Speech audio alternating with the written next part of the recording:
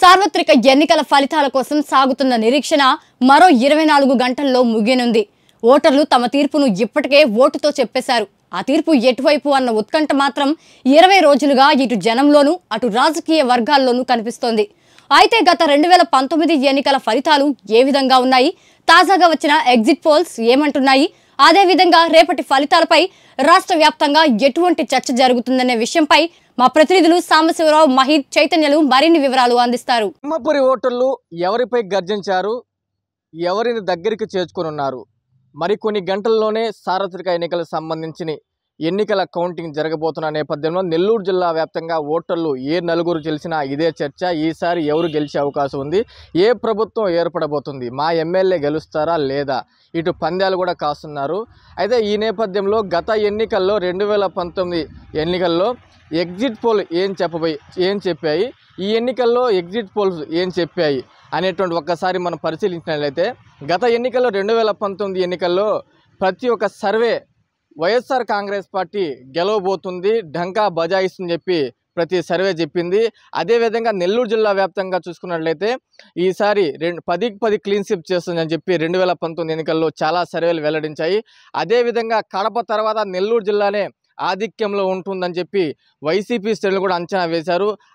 ఆ నేపథ్యంలో అదేవిధంగా కడప తర్వాత నెల్లూరు జిల్లా వ్యాప్తంగా 10కి 10 క్లీన్ స్వీప్ చేసింది. అదే తరహాలో ఈసారి ఎగ్జిట్ పోల్లో దానికి సీన్ మారింది. ఈసారి కూటమి ఏర్పడబోతుంది. నెల్లూరు జిల్లా వ్యాప్తంగా ఉమ్మడి నెల్లూరు జిల్లాలో 10కి 10 కూటమి కైవసం చేసుకోబోతున్న ఎగ్జిట్ పోల్ చెప్పాయి. కొన్ని సర్వే సంస్థలు అయితే వైఎస్ఆర్ కాంగ్రెస్ పార్టీ అంటే నెల్లూరు పార్లమెంట్ పరిధిలో ఉన్నటువంటి 7 అసెంబ్లీ నియోజకవర్గాల్లో 5 వైఎస్ఆర్ కాంగ్రెస్ పార్టీ కైవసం చేసుకోబోతున్నారు. 2 కూటమి దక్కబోతున్నాయి. ఇటు నెల్లూరు సిటీ, ఇటు ఆత్మకూరు. ఎవరైతే నెల్లూరు సిటీ నియోజకవర్గ కూటమి అభ్యర్థిగా పోటీ చేసినటువంటి మాజీ మంత్రి పొంగూరు నారాయణ, ఇటు ఆత్మకూరులో ఇద్దరు హేమలు తలపడ్డారు. నెల్లూరు పెద్దారెడ్డి కూడా పిలువబడుతున్నటువంటి ఆనం రామనారాయణ రెడ్డి కూటమి అభ్యర్థిగా గెలవబోతున్నట్లు కొన్ని సర్వే సంస్థలు వెల్లడించాయి. అంటే ఇది వైసీపీకి అనుకూలంగా ఉన్నటువంటి సర్వే సంస్థలు మాత్రమే ఇది 2 కూటమి గెలుచుకోబోతున్నాయని చెప్పి వెల్లడించాయి. ఇటు కొన్ని సర్వే సంస్థలు ఈసారి నెల్లూరు జిల్లాలో అంటే సింహపురి గడ్డ, వైసీపీ అడ్డా చెప్పుకున్నటువంటి వైఎస్ఆర్ కాంగ్రెస్ పార్టీకి చేదు అనుభవం తప్పదు అనే విధంగా కూటమికి సంబంధించిన సర్వే సంస్థలు వెల్లడించాయి. ఏది ఏమైనప్పటికీ నెల్లూరు జిల్లా వ్యాప్తంగా మరికొన్ని గంటల్లోనే కౌంటింగ్కి సంబంధించిన ఫలితాలు వెల్లడి కాబోతున్నాయి. ఇన్ని రోజులు నిరీక్షణకు ఉత్కంఠకు తెరపడబోతుంది. ఇటు కౌంటింగ్కి సంబంధించి ఎన్నికల అధికారి కలెక్టర్ హరినారాయణ కూడా అన్ని ఏర్పాట్లు పూర్తి చేశారు. రోజువారీ పర్యవేక్షణ భాగంగా ఇప్పుడే మరి కాసేపట్లోనే నెల్లూరు కనపర్తిపాడు సమీపంలో ఉన్నటువంటి ప్రియదర్శిని కళాశాలలో పర్యవేక్షించారు స్ట్రాంగ్ రూమ్ను. జిల్లా వ్యాప్తంగా మొత్తం పార్లమెంట్ పరిధిలో మొత్తం 15,48,000 ఓట్లు నమోదయ్యాయి. ఈ ఓట్లన్నీ మరికొన్ని గంటల్లోనే ఈ యొక్క ఫలితాలు వెల్లడి కాబోతున్నాయి. ఎవరు గెలుస్తారు, ఎవరికి ఓట్లు పడ్డాయి అనేటువంటిది వెల్లడి కాబోతుంది. ఇటు జిల్లా ఎస్పీ ఆరిఫ్ హఫీజ్ కూడా పటిష్ట బందోబస్తు ఏర్పాటు చేశారు. 144 సెక్షన్ అమల్లో ఉంది, 30 యాక్ట్ అమల్లో ఉంది. ఎవరు కూడా పోలింగ్ కేంద్రం వద్ద డ్రోన్లు ఎగరవేయకూడదని చెప్పడం జరిగింది. ఒకవేళ డ్రోన్లు నిబంధన ఉల్లంఘిస్తే డ్రోన్లు ఎగరవేసిన వాళ్ళపై క్రిమినల్ కేసుతో పాటు వారిపై డ్రోన్లు సీజ్ చేస్తామని చెప్పడం జరిగింది. ఎక్కడ ఎన్నికలు సజావుగా సాగే విధంగా జిల్లా వ్యాప్తంగా ఎన్నికల అధికారులు కావచ్చు, జిల్లా ఎస్పీ ఆరిఫ్ హఫీజ్ గారు స్పష్టంగా వెల్లడించారు. ఎక్కడ నిబంధనల విరుద్ధంగా వ్యవహరించకూడదు. వారిపై అటు వాట్సాప్ గ్రూపులో సోషల్ మీడియాలో కూడా ఎవరు ఇబ్బందికరమైన పోస్టింగ్లు పెట్టకూడదు. ఆ గెలుపు ఓటములు సార్వత్రిక ఎన్నికలు కావచ్చు, ఏ ఎన్నికలకు సహజంగా జరుగుతూ ఉంటాయి. గెలుపు ఏది ఏమన్నప్పటికీ జిల్లా వ్యాప్తంగా గత ఎన్నికలతో పోలిస్తే ఈసారి కూటమికి అవకాశం ఉందని చెప్పి ఒక ప్రచారం జరుగుతుంది. ఇటు సర్వేల సంస్థలు కొన్ని వైఎస్ఆర్ కాంగ్రెస్ అనుకూలంగా చెప్తుంది. కానీ ఏది నిజం కాబోతుంది అంటే గతంలో ఎన్నడూ లేదు ఈ సస్పెన్స్. సైలెంట్ ఓటింగ్ జరిగిందని ఒక ప్రచారం జరుగుతుంది. ఆ సైలెంట్ ఓటింగ్ పెద్ద ఎత్తున మహిళలు పాల్గొని చెప్తున్నారు. ఆ మహిళలు ఎవరి వైపు మొగ్గు చూపారు, ఎవరికి ఓటు వేశారు, ఏ పార్టీకి పొడిచారు అనేటువంటి స్పష్టత రాలేదు. గత ఎన్నికల్లో ఎప్పుడు లేదు ఈ విధంగా. ఈసారి ఆ తరహాలో ఓటింగ్ జరిగింది. ఏది ఏమైనప్పటికీ మరికొన్ని గంటల్లో జరుగుతున్నటువంటి ఎన్నికల ఫలితాలకు సంబంధించి కౌంటింగ్ సంబంధించి అన్ని ఏర్పాట్లు చేశారు. ఇప్పటి వరకు టెన్షన్ పడుతున్న అభ్యర్థులు ఎమ్మెల్యే అభ్యర్థి టెన్షన్ మొదలైంది. మొన్నటి వరకు ప్రశాంతంగా బయట ప్రాంతాల్లో ఒక సేద తీరేందుకు వెళ్ళారు కుటుంబ సమేతంగా. ఇప్పటికే ప్రతి ఒక్క జిల్లా వ్యాప్తంగా ఎమ్మెల్యే టీడీపీ కూటమి సంబంధించి కావచ్చు, ఇటు వైసీపీ ఎమ్మెల్యే ఇంటికి స్వగృహం చేరుకున్నారు. అయితే రేపు సంబంధించిన ఏర్పాట్లపై ఏజెంట్లతో అందరితో సమీక్షలు నిర్వహిస్తున్నారు. ఎవరు గెలిచినా ఎవరు ఓడినా దాదాపుగా 10,000 నుండి 5,000 నుండి మెజార్టీ ఉండబోతుందని చెప్పి ఒక రాజకీయ విశ్లేషకులు అంచనా వేస్తున్నారు. ఏది ఏమంటే జిల్లా వ్యాప్తంగా ఇది నలుగురికి వచ్చినా ఇదే ఉత్కంఠ, ఎవరు గెలుస్తారనేవి. అంటే గతంలో ఎన్నడూ లేదు సస్పెన్స్ ఈ ఎన్నికల్లో జరిగాయి. ఏది ఏమైనప్పటికీ మరికొన్ని గంటల్లోనే ఈ సస్పెన్స్కు ఉత్కంఠగా తెరపడబోతుందని చెప్పవచ్చు. Video journalist Sunil Kumar Reddy, Mahid, mega nine TV, Nellore నుండి. 2024 సార్వత్రిక ఎన్నికలు ముగిసి నెల రోజులవుతుంది. అయితే అందరూ కూడా దాని రిజల్ట్ కోసం అయితే వేచి చూస్తున్న పరిస్థితి ఉంది. అయితే 7 దశల పోలింగ్లో నిన్న విడుదల చేసిన ఎగ్జిట్ పోల్స్లో అయితే ఇటు టీడీపీకి అనుకూలంగా కొన్ని సర్వే సంస్థలు ఇచ్చినాయి, ఇటు వైసీపీకి అనుకూలంగా కొన్ని సర్వే సంస్థలు ఇచ్చినాయి. మొత్తం మీద ఉమ్మడి పశ్చిమ గోదావరి జిల్లా చూసుకున్నట్లయితే ఇటు కూటమికే మొగ్గు చూపుతున్న పరిస్థితి అయితే కనపడుతుంది. ఇటు ఉమ్మడి పశ్చిమ గోదావరి జిల్లా వ్యాప్తంగా కూడా 15 నియోజకవర్గాలకు గాను 2 నియోజకవర్గాలు, ఇటు పోలవరం ఎస్టీ రిజర్వ్డ్ నియోజకవర్గం వైసీపీ ఆధిక్యత చేసుకుంటుందని కొన్ని సర్వే సంస్థలు, మొత్తం 15 నియోజకవర్గాలు కూటమికే ఇక్కడ మొగ్గు చూపుతున్న పరిస్థితి కనపడుతుందని కొన్ని సర్వే సంస్థలు అయితే ఇక్కడ చెప్తున్న పరిస్థితి కనపడుతుంది. ఈ నేపథ్యంలోనే ఉమ్మడి పశ్చిమ గోదావరి జిల్లా వ్యాప్తంగా ఏ 2-3 కూడుకున్నా సరే ఈ ఎగ్జిట్ పోల్స్ గురించే చర్చ అయితే సాగుతూ, ఎగ్జిట్ పోల్స్ మొత్తం కూడా ఎన్డీఏ కూటమికే మొగ్గు చూపుతున్నారని, ప్రజల నాడి ఎటువైపు ఉందనేది కూడా ఎగ్జిట్ పోల్స్లో అయితే మొత్తం మీద తేలని పరిస్థితి కనపడుతుంది. ఈ ఎగ్జిట్ పోల్స్ కూడా పూర్తిగా నమ్మే పరిస్థితి లేదని కొంతమంది ప్రజలైతే చెప్తున్న పరిస్థితి ఉంది. మొత్తం మీద రేపు సాయంత్రం వరకు కూడా ఇటువంటి ఉత్కంఠతే కొనసాగే పరిస్థితి అయితే ఉంది. ఇటు ఉమ్మడి పశ్చిమ గోదావరి జిల్లా వ్యాప్తంగా కూడా ఇటు ఏలూరు జిల్లా వ్యాప్తంగా 2 కౌంటింగ్ కేంద్రాలు అయితే ఏర్పాటు చేశారు. అలాగే పశ్చిమ గోదావరి జిల్లా కేంద్రంగా భీమవరం కేంద్రంగా ఇటు విష్ణు కాలేజీని, ఎస్ఆర్ఆర్ ఇంజనీరింగ్ కాలేజీని కూడా కౌంటింగ్ అయితే ఏర్పాటు చేసిన పరిస్థితి ఉంది. ఇటు ఏలూరులో అయితే సిఆర్ రెడ్డి ఇంజనీరింగ్ కాలేజీని అయితే కౌంటింగ్ అయితే ఏర్పాటు చేసిన పరిస్థితి ఉంది. ఇటు మొత్తం మీద ఉమ్మడి జిల్లా వ్యాప్తంగా కూడా ఈ కౌంటింగ్ రేపు ప్రారంభంగా ఉన్న నేపథ్యంలో జిల్లా మొత్తం కూడా ఇటు పోలీస్ అధికారులు కానివ్వండి జిల్లా వ్యాప్తంగా 144 సెక్షన్ అయితే అమలు చేస్తున్నారు. అలాగే సెక్షన్ 40ని కూడా అమలు చేస్తున్నారు. ఎక్కడ 2-3 కూడి ఉండకూడదని కూడా ఇప్పటికే పోలీసులు చెప్పిన పరిస్థితి ఉంది.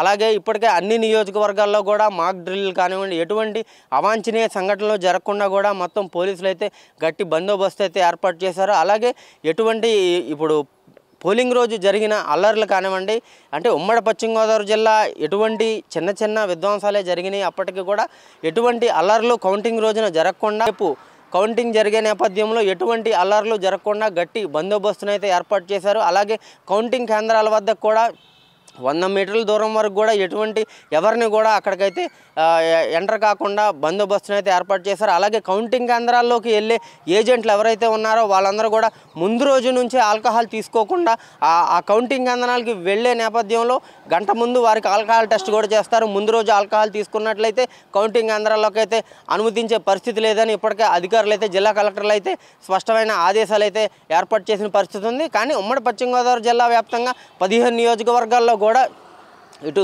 చింతలపూడి నుంచి ఇటు నరసాపురం వరకు కూడా చింతలపూడిలో సంగా రోషన్, అలాగే ఎవరైతే బ్రేక్ ఇన్స్పెక్టర్ చేసి రిజైన్ చేసి వైసీపీ నుంచి పోటీ చేశారో విజయరాజు, అటు చింతలపూడిలో రోషన్కే ఎక్కువ మొగ్గు చూపుతున్నారని చెప్తున్నారు.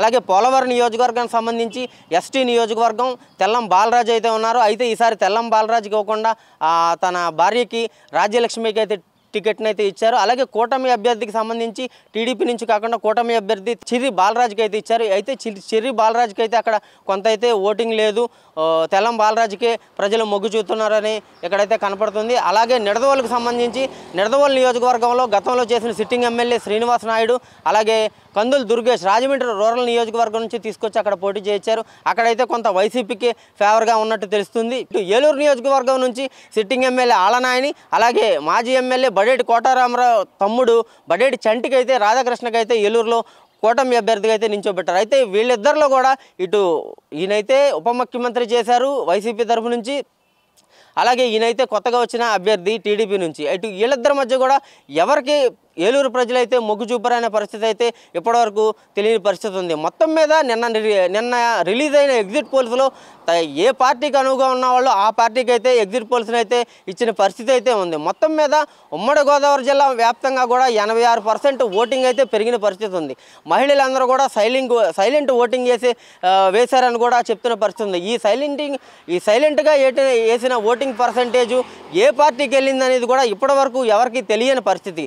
ఇటు వైసీపీ వారైతే తాము చేసిన సంక్షేమమే తామును గెలిపిస్తుందని చెప్తున్న పరిస్థితి ఉంది.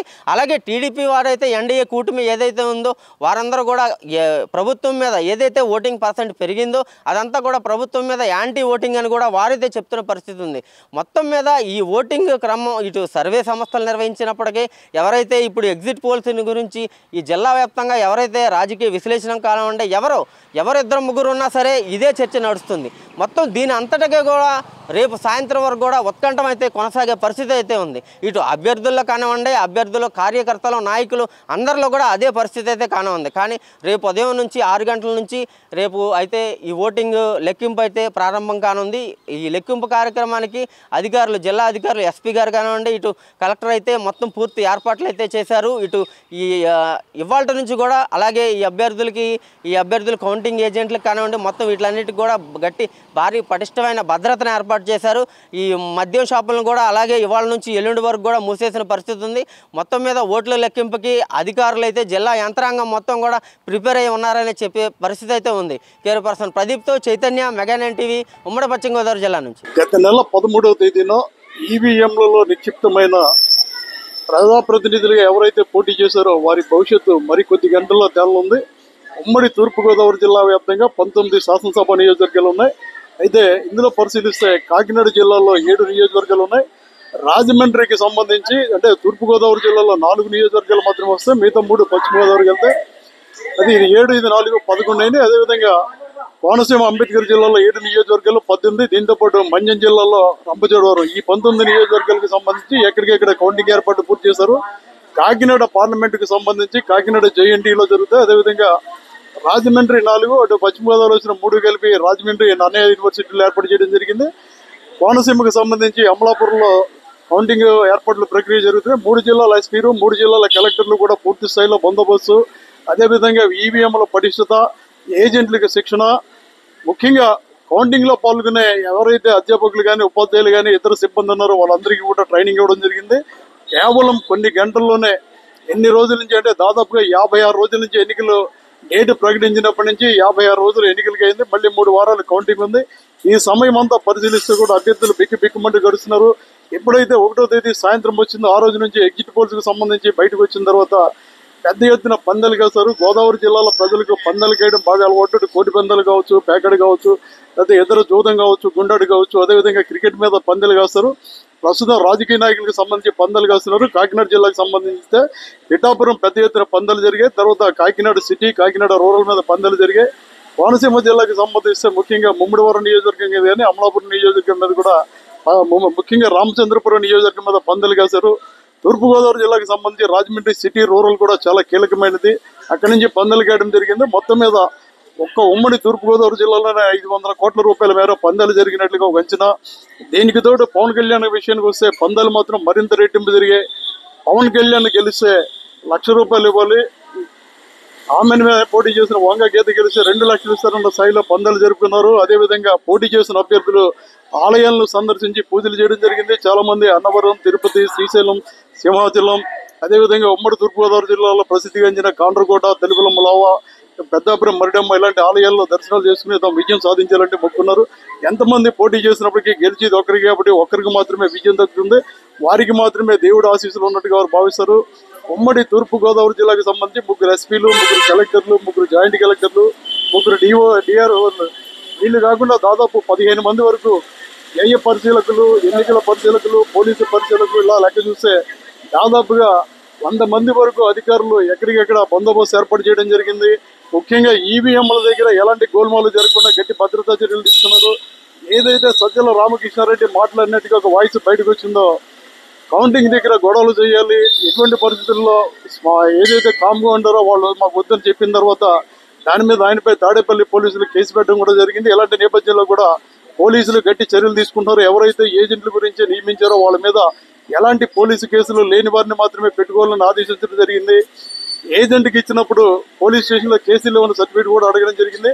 అలాగే ఏజెంట్లు రేపు కౌంటింగ్ కేంద్రానికి వెళ్ళిన తర్వాత వాళ్ళతో ప్రమాణం చేస్తారు. మా దగ్గర ఉన్న ఫలితాలు మేము బయటికి వెళ్ళమని చెప్పి ప్రమాణం చేస్తారు. ఎక్కడ ఎవరిని సెల్ ఫోన్లు లోపలికి తీసుకోకుండా ముందే ట్రాఫిక్ ఆపేస్తున్నారు. ఎక్కడైతే కాకినాడకి ఉదాహరణగా తీసుకుంటే ఐటీఐ దగ్గర వాహనాలు ఆపేస్తున్నారు. ఎక్కడికక్కడ దాదాపు 200 మీటర్ల దూరంలోనే వాహనాలు ఆపడం జరిగింది. కాకినాడ అదేవిధంగా పిఠాపురం రహదారిలో ట్రాఫిక్ ని మళ్లించడం జరిగింది. ఎక్కడ చూసినా కౌంటింగ్ మీద చర్చ జరుగుతుంది. కేవలం కొన్ని గంటల వ్యవధిలోనే ఫలితాలు రానున్నాయి. దీంతో పోటీ చేసిన అభ్యర్థుల్లో ఉత్కంఠ పెరుగుతుంటే బెట్టింగ్ ఎవరైతే వేసారో పందెం రైడ్లో టెన్షన్ పెరిగిపోతుంది. పోలీసులు మాత్రం తీవ్ర అవస్థలు పడుతున్నారు. ఏదైతే ఉమ్మడి తూర్పుగోదావరి జిల్లాలో 1-2 సంఘటనలు తప్ప పూర్తి ప్రశాంతంగా ఎన్నికలు జరిగాయో కౌంటింగ్ కూడా అదే విధంగా పూర్తి చేయాలని ఆదేశించారు. ఎక్కడ ర్యాలీలు బహిరంగ సభలు నిర్వహించకుండా 6వ తేదీ సాయంత్రం వరకు నిషేధం విధించారు. బాణసంచా అమ్మకాలు నిలిపేశారు. 3 రోజుల పాటు మద్యం అమ్మకాలు నిలిపేశారు. పూర్తి ప్రశాంత వాతావరణంలో కౌంటింగ్ జరిగిన తర్వాత అభ్యర్థులకి వారు గెలిచినట్టుగా ఫామ్ అందజేస్తారు. అందజేసిన తర్వాత వాళ్ళు నేరుగా ఇళ్లకు వెళ్ళిపోవాలి తప్ప ర్యాలీతో వెళ్ళడానికి లేదు.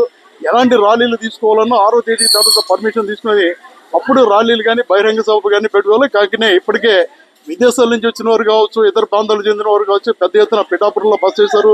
కాకినాడలో రూమ్లన్నీ కూడా బుక్ అయిపోయినాయి. అంబేద్కర్ కోనసీమ, తూర్పుగోదావరి, కాకినాడ 3 జిల్లాలు పరిశీలిస్తే కాకినాడలోనే ఎక్కువ రూములు బుక్ అయినాయి. ఎందుకంటే పిఠాపురంలో ఒకటే హోటల్ ఉంది, గ్రాండ్ హోటల్. అది గోకులం గ్రాండ్ లో పూర్తిగా పవన్ కళ్యాణ్ మనుషులు, నాగబాబు వాళ్ళంతా ఉండడం జరిగింది. ఇక సంబంధించి కాకినాడలో మాత్రం దాదాపు 50 లాడ్జీల్లో పవన్ కళ్యాణ్ చెందిన మనుషులు ఉన్నారు అని వంగా గీత నేరుగా ఆరోపించింది. అదేవిధంగా వంగా గీతకు సంబంధించి కడప నుంచి వచ్చిన రెడ్లు ఉన్నారని కూడా వాళ్ళు చెప్పడం జరిగింది.